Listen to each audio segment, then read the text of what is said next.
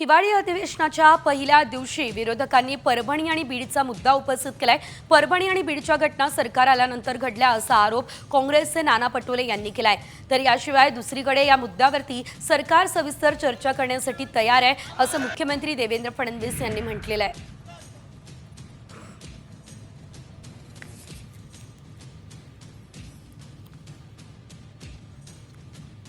अध्यक्ष महाराज, पूर्ण राज्यामध्ये हाहाकार माजलेला आहे। अध्यक्ष महाराज, आपण कस्टोडियन आहात आमचे अध्यक्ष महाराज, आणि आपल्या माध्यमातून आम्हाला न्याय मिळेल अध्यक्ष महाराज, राज्याच्या जनतेला न्याय मिळेल। सरकारने उत्तर द्यायची तयारी दाखवावी अध्यक्ष महाराज। गंभीर बाब आहे आणि गंभीर बाब असल्यामुळे अध्यक्ष महाराज राज्यामध्ये लोकांमध्ये तीव्र चीड परभणीच्या आणि बीडच्या घटनेचे अध्यक्ष महाराज आहे, आणि म्हणून मी आपल्याला विनंती करतो अध्यक्ष महाराज, आपण निर्णय द्याल तो आम्हाला मान्य राहील, पण सरकारने याच्यातली भूमिका मांडावी अशी आम्हाला सरकारला विनंती आहे।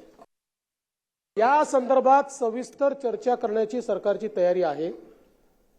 त्यामुळे मला असं वाटतं अध्यक्षांनी जो दिवस नेमून देतील उद्याचा, आज आपला शोक प्रस्ताव असल्यामुळे आपल्या काही प्रथा परंपरा आहेत, मात्र अध्यक्षांनी उद्याचा दिवस नेमून दिला तरी आम्हाला हरकत नाही।